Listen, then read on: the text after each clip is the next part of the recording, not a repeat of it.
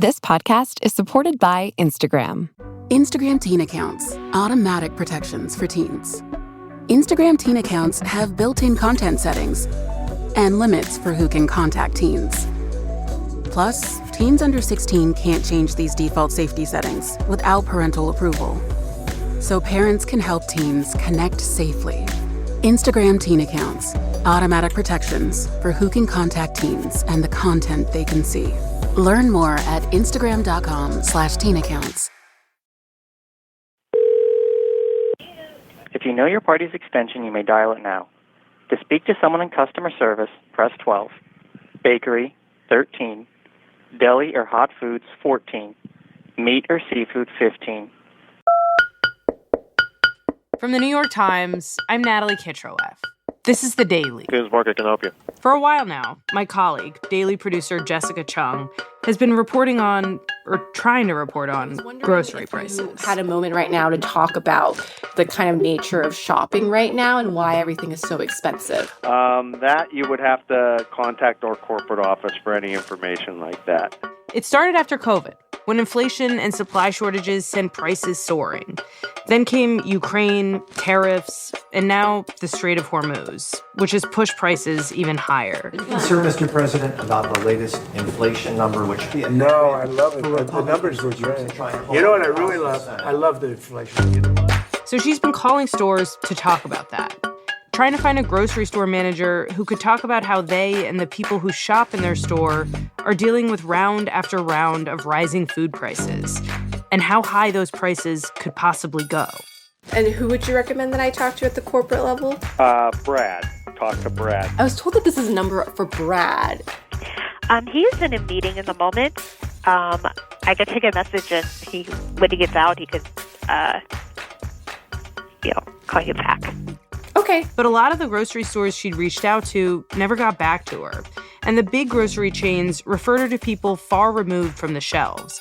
And it seemed like their job was to not answer her questions. I would love to, but unfortunately, I'm not allowed to. I'm not really allowed to say anything. You should be able to just email media@wholefoods.com. You can always call 1-800-Kroger's.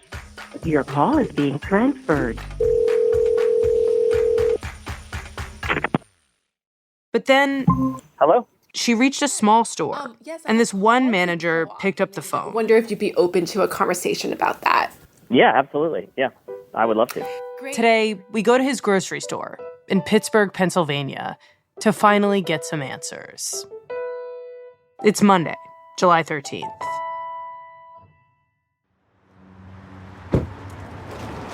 In Pittsburgh, Pennsylvania, in a part of town called East End, sits the aptly named East End Food Co-op. It's tucked away in a street without a lot of foot traffic. Its storefront is lined with grocery carts. There's a display of leafy potted herbs and organic seedless watermelons going for $18.99. Like most food cooperatives, there is no CEO.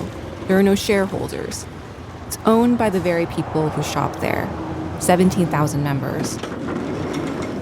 Though anyone off the street can buy their groceries here. No, we're not getting that. Put that back, please. On a Monday morning in the middle of June, I walked into the produce section. I'm talking to shoppers about grocery prices. Okay, go ahead. It was not hard to get people to talk about prices and how high they are. You notice grocery prices go up? Oh, most definitely. To the extreme. Oh, indeed. It's meteoric in a way.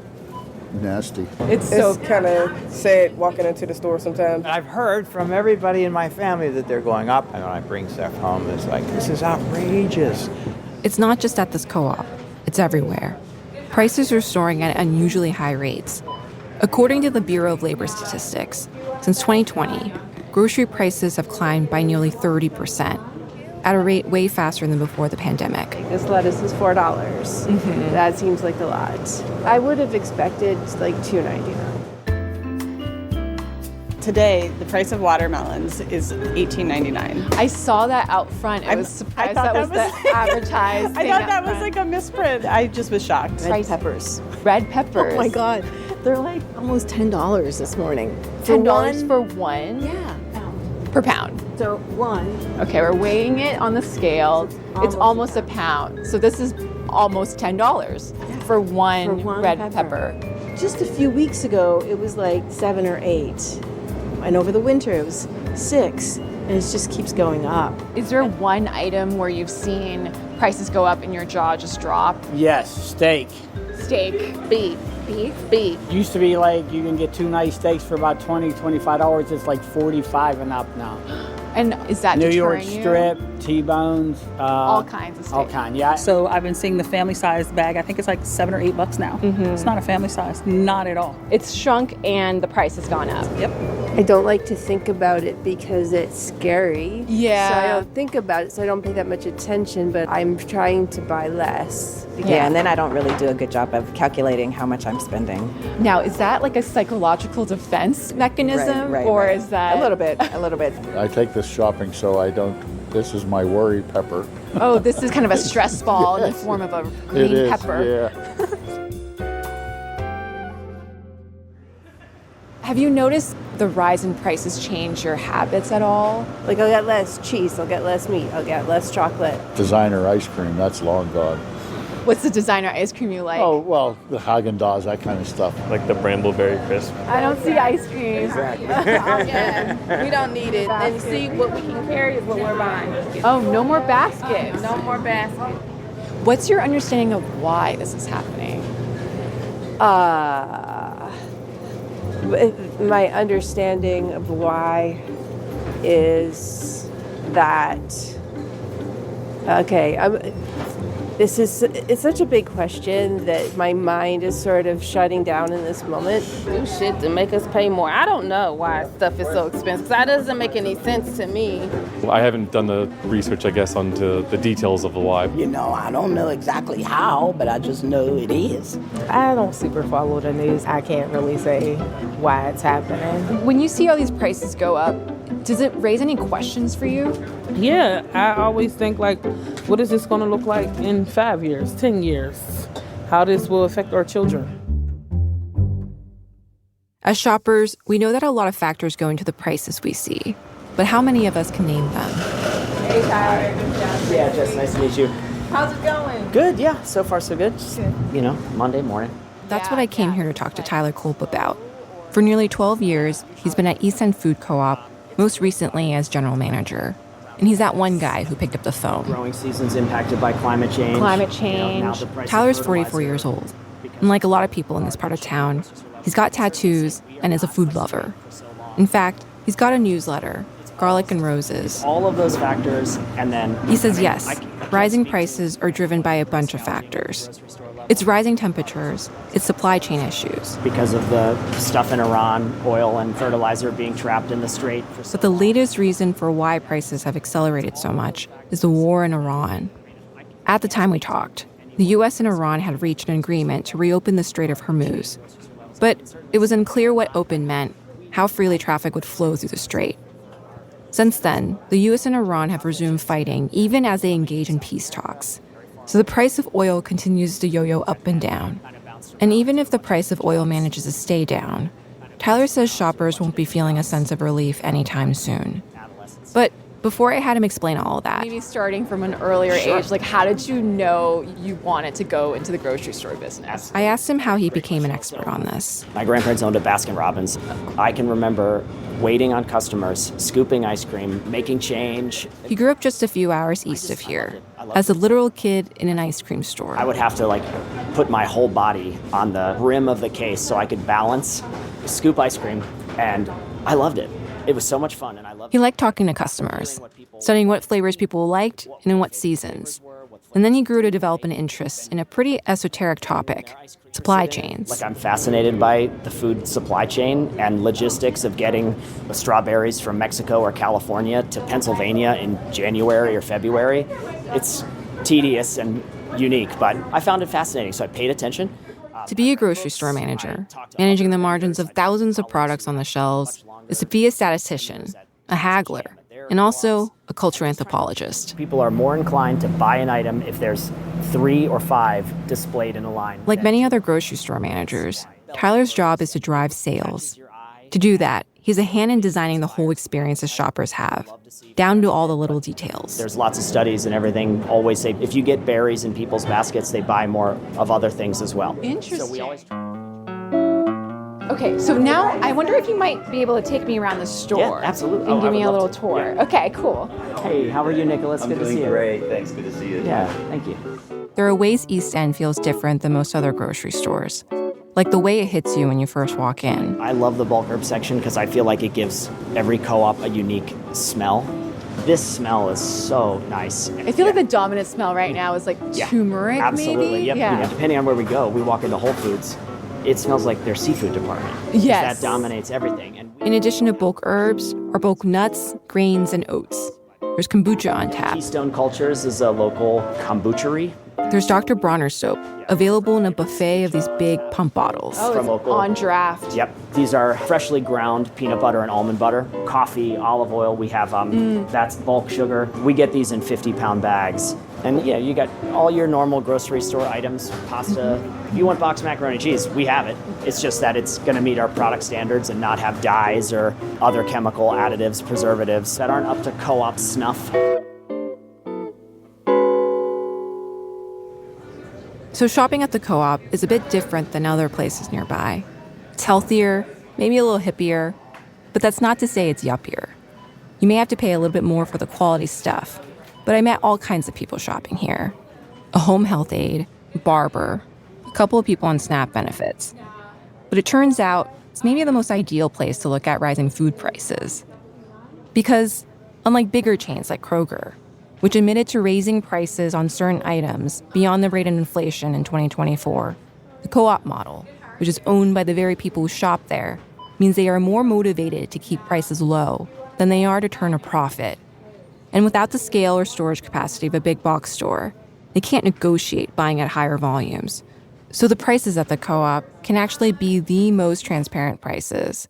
And they give us a good look into how the war in Iran caused prices to surge. Last week, there was an inflation report that showed that inflation was up by like 4.2%. And you got an email. Oh, yeah. I remember. Tyler brings his laptop over, and on the sales floor, next to the prepared food section, he shows me an email forecasting price increases for July. This was the national co-op warning that there is a higher number of cost and price suggestion changes than normal in a month. The U.S. had released its latest inflation report, showing the highest rate of inflation in 3 years. Grocery prices aren't rising quite as fast, up 2.7% over the past year. But the message from on high is that Tyler would be forced to raise prices around the store yet again. So essentially, National sends you this spreadsheet with hundreds of items with their SKUs, and they say, we're going to have to raise the price on this. And you have discretion over whether actually whether we do it or not. don't do that because that item needs to stay low to attract customers. Exactly. And in July, where are the biggest markups? This apricots has been a huge one. The bulk dried apricots. It's going up. Yeah, 140 over 6 months. That is its average change. Wow, the average change for your bulk apricots. 146%. Sour pickles up 83%. Sliced peaches up 97%. Mustard 73%. Matcha 73%. Yeah. Bagels and English muffins 10%. That's high. It translates to 41 cents per unit. I mean, that's people will notice that. Tofu's up 122%. Yes, soybeans, because that's been a big thing with fertilizer, and most of them come from China. So all the tofu stuff is going to be getting very high and getting higher. Anything over 20% to me is high in a 6-month period. Overall, these percent increases are attributable to... Yes, all the inflationary factors. To world events.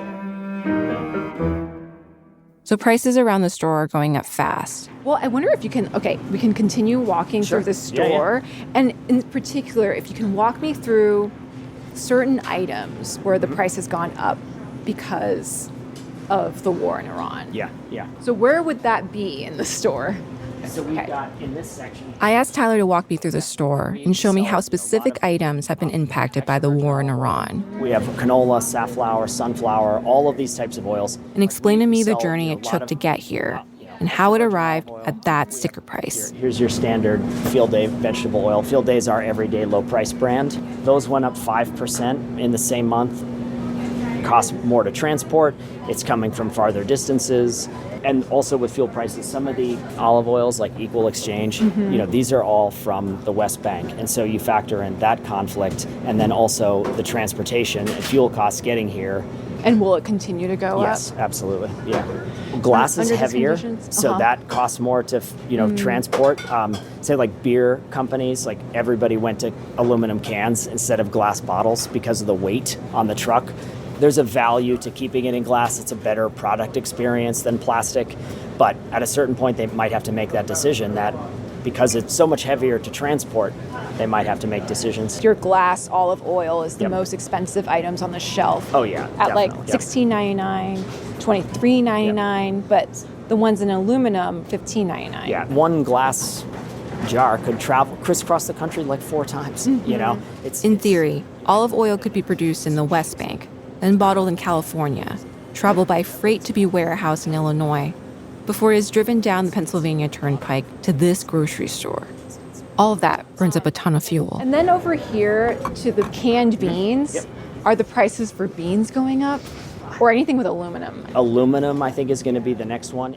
And then there's the cost of raw materials that go into packaging. Like soda, anything that's packaged in an aluminum can, that's going to be the next thing. I think that sees a big price increase. And why aluminum? Last year, after Trump imposed a 50% tariff on aluminum imports, American buyers started sourcing more aluminum from the Middle East, only to find that after the U.S. attacked Iran, their new aluminum supply was stuck. Because shipping through the strait became impossible, some smelters in the Middle East, factories where aluminum is made, stopped production altogether. Others, like one in Abu Dhabi, were directly damaged by Iranian strikes. But even as the U.S. and Iran continue with peace talks, it will take a long time before supply is back to normal. The site in Abu Dhabi will have to be restored, and for the companies that stop production, a frozen line could take months to restart. Which means when the cost of aluminum drives up the cost of your olive oil in the coming months, it will stay that way for a while. So where are we headed now? But Tyler says there's really one item that reflects the forces leading to higher prices, better than any other. We're going to head over to our meat section. And that's beef. Beef prices have gone up tremendously. It takes the most resources to have cows fed, basically, more so than chicken or seafood, anything like that. So beef is usually the first place we see a dramatic increase. 80-20 grass-fed beef, $9.99 for a 1-pound package of ground beef. Beef. When we introduced that brand, it was always $6.99. And then in the last year or so, not necessarily strictly because of Iran, but all the fuel costs going up, like it's gone up $3 a pound just in the last year. So, when you got land in somewhere in the United States and you're raising a herd of cattle, it takes so much feed, okay? And industrial agriculture, a lot of that is coming from China. And so not only is it traveling a tremendous distance and there's all the associated fuel costs, but it's also getting stuck in the Strait of Hormuz. China, India, huge producers of feed and fertilizer, and they all go through that strait. Same with oil. And then you have to then ship your cows. They go to a meat processing plant, which it's all on trucks, transporting it, and then the packaging. So at every point, you're seeing an increase in cost. And all that meat has to go into plastic, which is also going up. It takes fuel, It takes fuel to make and ship. Yep.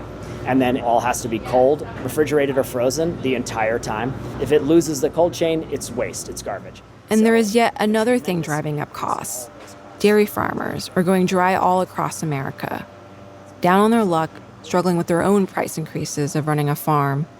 The share of farmers declaring bankruptcy has risen by 70% so far this year. The next generation, for a lot of these farmers, they don't want to do it. They see how hard it is. Here in Western Pennsylvania, Tyler's own beef suppliers have quit the business, meaning he now has to source his beef from further away, which could make his beef even more expensive. It's a problem for Tyler and his customers, but it's also a problem for the Trump White House, which is doing whatever it can to lower prices. Before the 4th of July weekend, a USDA official pressured leading chain stores like Kroger and Walmart to lower the price of ground beef. Walmart dropped its price by 12%. But this is just a temporary fix in the face of declining supply, rising costs, an unflagging demand for beef. This is our most shoplifted case in the whole store. You're kidding me. Steaks and beef. Yep, we had to add a security guard in the morning. We only have one afternoon through closing time. We had to add one in the morning because it was getting shoplifted multiple times a morning. Wow. Yeah. Wow. I chased a guy down the street, which we don't do. But I was like, this is, like, you are taking from our community. And it was just, it felt so blatant at that point. Like, he literally had like a duffel bag. Oh my And I God. saw him standing here just throwing beef and ground beef and steaks and even like chickens into this duffel bag. And I tried to get him to drop it, and he just bolted for the door. And I was like, I'm going after this. Like, I can't. And what stomach this happened? anymore. Well, I got like a block down the road, and then I was like, this is stupid. Like, I don't want to get stabbed for meat. Yeah. So he got away. Yeah. But this is like a jewelry heist. This is the beef well, that's what I'm case. saying. Yeah. Exactly. Wow. Tyler says it might be a while before beef prices stabilize, just like everything else. Economists have a name for it: rockets and feathers. Prices go up like rockets, but come down slowly like a feather. Because even if the strait reopens, and even if oil prices come down, disruption in the supply chain takes time to readjust. And if a new normal is accepted and there's no competition, manufacturers tend to keep the prices artificially high. And then if your grocery store buys in large quantities with prices locked in up to a year, they're stuck at that price for the year. And I'll be curious to see when we go to another store. I don't know what's in that ground beef, but I'm also curious to see how much it costs at this point, even for like the lower quality, conventional, chemical beef products. How much they're going for. Exactly, yeah. 4 new grocery stores have opened within a 4-mile radius of us. The price increases is driving more people to the discount grocers. So we have an Aldi's less than a mile from here. They, at first, didn't really have much of an impact on us, but now that the food inflation has reared up again in a noticeable way, we are seeing more and more people choosing lower quality product at a discount grocer for more of their basket. Tyler says he's already watched more of his customers shop at Aldi. And this is part of a bigger trend he reads in all the industry reports. A few years ago, even as prices were rising, customers would do their shopping at multiple stores, hitting each for their best deals and products. But now they're more likely to do almost all their shopping at one place, at a discount supermarket, and not places like East End. And you can't survive if customers are just coming in for one or Correct. two products. Yeah, like long-term, no. Long-term, no. Well, why would I have all this stuff? If shoppers start to see East End as a place to go to for just a few items, and not the bulk of their groceries, he's not sure how it continues to survive. Now, I understand that part of your job is also scoping out the prices of your competitors, like Aldi. Would you bring me onto one of those? Yeah, I'd love to. That'd be really fun. One of those trips, yeah. Yeah, it would be my pleasure. Okay, now how discreet do we have to be? They may have like a media policy. Okay, well, then maybe I will switch into different recording gear. Okay, That's just like a little bit more discreet. Sure. But maybe we should take a break. I would like to eat. After the break, Tyler and Jess scope out the competition. We'll be right back. This podcast is supported by Instagram. Instagram teen accounts default teens into automatic protections for who can contact them and the content they can see. Explore teen accounts and all of our ongoing work to protect teens online at instagram.com/teen accounts. Tell me if any of this sounds familiar. Eating meat is the key to good health. Nicotine can boost brain function. GLP-1s are a miracle drug. I'm Danny Blum. I'm a health reporter at the New York Times. We're bombarded pretty much constantly with claims about how to live better and feel better, and it's really hard to separate fact from fiction. That's what really differentiates my reporting and the Times, is that I am scouring the science, I am speaking with leading experts, I am making sure that everything I write is rigorously researched, reported, and that I can back it up. And when the science isn't clear, sometimes that is the story, that we don't know the answers yet. And that's a level of nuance and depth you're not going to get just floating around the internet. That's what you get when you subscribe to the New York Times. If you already subscribe, thanks. If you'd like to, go to nytimes.com/subscribe. You can put this in your back pocket and just clip this onto your shirt. Later on that afternoon, Tyler and I wired up and walked 8 minutes down a high-traffic street. Next to a vacated Rite Aid sits the Aldi. Well, this Aldi looks really spanking new. It is. Tyler routinely scopes this place out since it opened a year and a half ago. All right, let's go in. Let's do it. I hate seeing a messy store with $1.49. $1.49 for blackberries. That's not a bad price. No, it's a great price. For Georgian-grown blackberries. Yep, and honestly, they're probably very good. You get a nice little moldy... oh, yeah, that's a moldy peach yeah. inside the bag. Yep.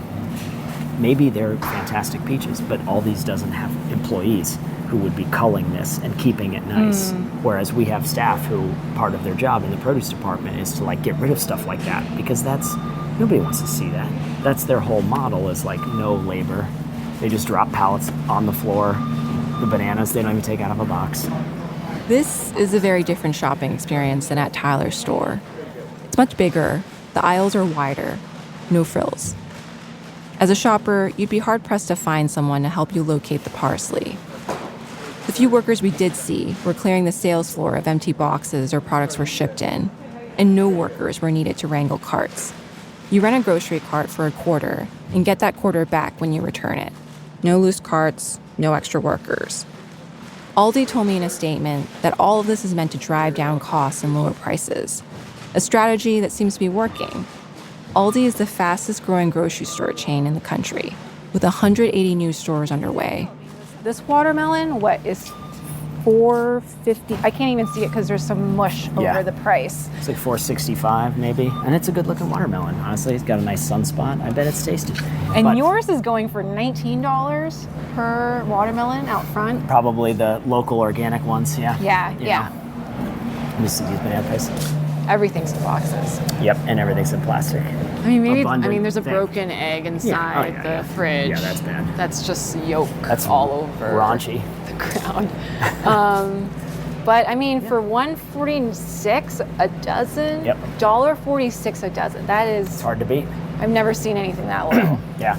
They're buying a ton in volume for as many stores as they can get the product into to get that deal. Like, you may never see the same bag of chips twice. See what's over here and look at their beef. So we talked about that before. Yeah. Let's see how low they can go. When we arrive at the beef case, we see a wide selection. Some even going for $4.79 a pound. Yeah, that looks busted. This is the kind of beef Tyler didn't seem threatened by, until... I'm curious what they... We both looked up at the top shelf. 100% grass-fed. And you reach overhead for a package, a pound of organic ground beef, going for $7.29. Organic grass-fed. No, yeah, it is organic, yeah. I mean, that's tough, you know. I guess, how do you feel seeing that? I mean, it's disappointing. I mean, I'm glad that they're offering an organic option, grass-fed, to their folks. There are other considerations especially with meat, like humanely raised, that this doesn't talk about. Our standards include humanely raised, grass-fed, grass-finished. Also, because, I mean, in theory, you could give this cow one blade of grass and say it was grass-fed. It doesn't say that's the only thing it ever ate its whole life, you know? So that's a consideration. But what are you feeling when you see that they're able to opt for, we don't really know how comparable, but to a consumer, pretty comparable product for a little $2.70 less. A lot of people buy ground beef. It's a staple for a lot of meat-eating customers, and it's a very price-sensitive category. It's very much one that people are attuned to. Like eggs and milk. Yep, exactly. So it's hard to say. We just got to stay on top of it all. You can't slouch. That's what this says to me. Like, we haven't lost. I'm a little surprised at the volume of the organic beef. Like I said, that and steaks, that's a little bit of a new thing for me. Yeah, there's like a whole shelf. Yeah, actually, that's like maybe 1/10 of their selection of beef is organic. Yeah. Does seeing this make you think you might want to lower your beef prices and then mark up something else in that store? And what would that be? Yeah, possibly. That could be a solution. Or whatever my advertised deals items are that week, add a dime to that for each product instead of the biggest discount possible. I retain some Figuring of that. out how to compete with all these $7.29 grass-fed organic ground beef requires a little math. Tyler could raise the price on his lamb, but he doesn't sell enough lamb to make up for what he's losing in beef. So he could raise the price of a couple of other items around the store. Or, normally he wouldn't have enough storage to buy ground beef at a high volume and its lowest price. But he could bet that with a promotional price, he could sell beef fast enough that he wouldn't have to worry about storing it for long. We're not going to drive all these out of the organic ground beef market. But you have to try, is the thing. Is like you use all the tools in your toolkit and regain a little bit of that ground. All right. Anything else in here, or I think we're good? And with that key bit of intel, our reconnaissance trip was complete. The exit might be over. Oh, yeah. They force you to go through the cash register. Oh, yeah. You got to break out of this Aldi's.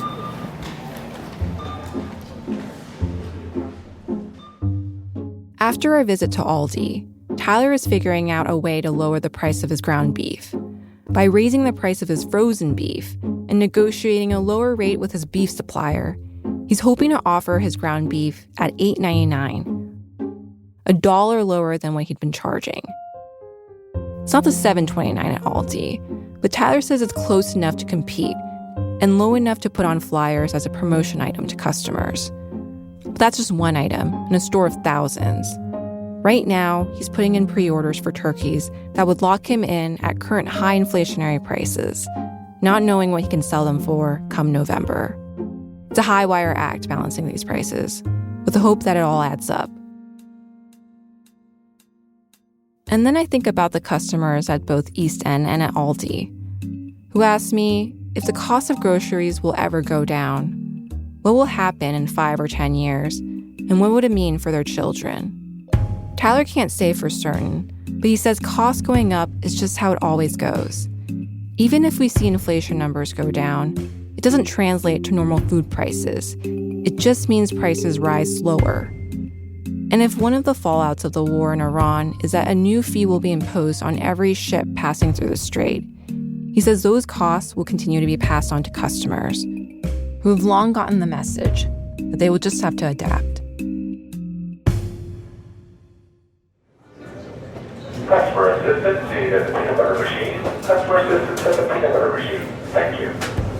Do you blame anyone? Like, do you want someone to do something about this? It's nothing that can be done about that. You gotta bite the bullet in a way. I gotta find a way to come up with the money, you know? I'm sure it's like 50,000 reasons and excuses why we're slammed with this. What are you supposed to do? Price, it goes up. It's just the way life is, you know what I mean? So you have to be able to adapt to it. A lot of moms adapt. We're resilient. We gotta adapt. You know, we gotta adapt.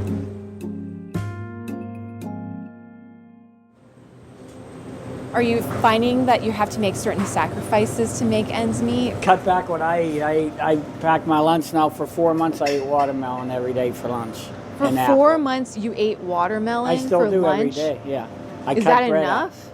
Yeah, watermelon with an apple, yeah, and my water, yeah, you get adjusted to it. And how much watermelon are we talking for lunch? 4 or 5 nice pieces. I put it in the containers about that big, and I put that in there, and then I have an apple, and I have a bottle of water. The food that I can eat is very limited. I can't just get peanut butter. I have to get like sunflower seed butter, which is extremely expensive. So sometimes I just won't eat. You just won't eat? Yeah, so like I've lost a lot of weight. How long has this been going for that you feel like you have to skimp? It's been quite a while. I have kids that are cheerleaders. I have boys that play sports. They have practice, so they were hungrier than usual. And my kids often are like, "Can I have some more?" I'm just like, "Sure." And that's your portion? Sometimes. But then I'll survive off of something small. Like what? Like I'll go eat ramen noodles or something. I'll make them dinner and I'll go eat their chicken nuggets or something. You can't eat like how you used to. Like you have to like space it out a lot. You don't run out of food. You mean eat less? Yeah. Oh, wow. Yeah, eat less and budget more. That seems like a real sacrifice and real change. It is. Sometimes try to eat once a day or just twice. Wow. Yeah. So And not too much portions. Just eat just enough. Eat to not be entirely full, but just eat just enough for your body to be okay, basically. Have you ever had to do this in your life? No. Always overate. We try to make like pastas, chickpea and rice kind of thing, like, jackfruit burgers. We try. What's your guys' relationship to each other? We're wives. Oh. We have 2 teenage boys. 2 teenage boys. 12 and 14. They eat a lot. Yeah. They eat more than often, and it's that's why we have to sacrifice or, eating as much because they need the nutrition. I see. Like, worried of, not being able to provide for my family or that we're going to be okay for today.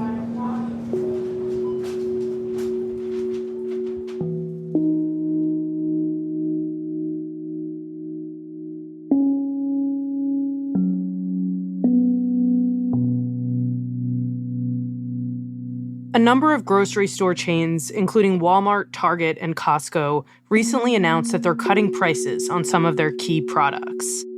But even with those deals, Americans' grocery bills are unlikely to fall. According to the Department of Agriculture, prices across all food categories are expected to rise 3.2% this year. We'll be right back. This podcast is supported by Instagram. Instagram teen accounts default teens into automatic protections for who can contact them and the content they can see. Explore teen accounts and all of our ongoing work to protect teens online at instagram.com/teen accounts. Hi, I'm Solana Pine. I'm the director of video at The New York Times.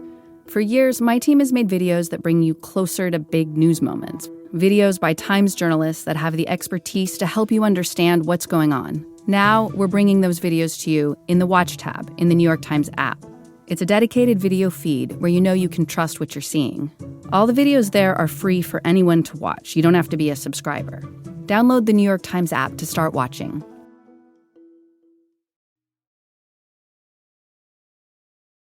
Here's what else you need to know today. Senator Lindsey Graham, a South Carolina Republican who epitomized his party's transformation from outright hostility toward Donald Trump to flattering embrace of him, has died at the age of 71. He's a race-baiting, xenophobic, religious bigot. He doesn't represent my party. He doesn't represent the values that the men and women who wear the uniform are fighting for. In 2015, as a Republican candidate for president, Graham led the charge against Trump, calling him a, quote, kook, crazy, and unfit for office. But once Trump won the presidency, Graham suddenly became his eager ally. Our colleague, Mark Leibovich, pushed Graham to explain that abrupt pivot in an episode of The Daily back in 2019. You seem a little sick and tired of the what's happening to Lindsey Graham question. It's just okay. Right. Nothing, from my point of view. If you know anything about me, it'd be odd for me not to do this. Mm-hmm. Now, what is this? Work with him to or try to be relevant? Try to be relevant. Graham told Leibovich that his partnership with Trump was pragmatic and allowed him to achieve his own political goals, which over time included defending Ukraine against Russia. Graham's office said that he died from a brief illness shortly after returning from his latest trip to Ukraine.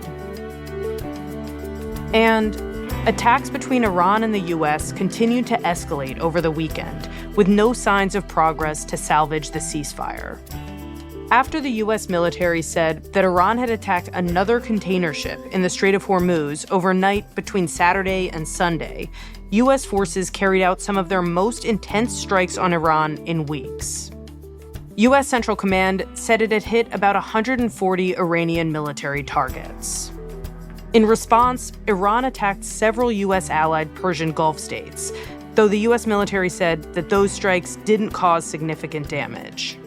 The Iranian government said it also had closed the Strait of Hormuz to shipping, though President Trump disputed that claim. Today's episode was produced by Jessica Cheung with help from Rochelle Banja. It was edited by Michael Benoit with help from Paige Cowett and Patricia Willens. Fact-checked by Will Peischel. Fact-checked by Will Peischel, and contains music by Marian Lozano. Our theme music is by Wonderly. This episode was engineered by Alyssa Moxley.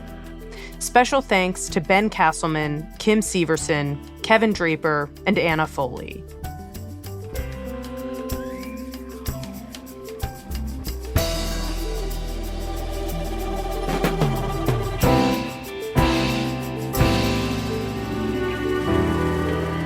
That's it for the Daily. I'm Natalie Kitroeff. See you tomorrow.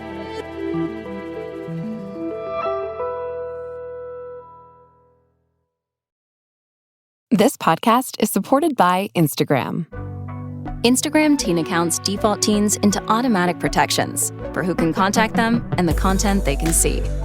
Explore teen accounts and all of our ongoing work to protect teens online at instagram.com/teenaccounts.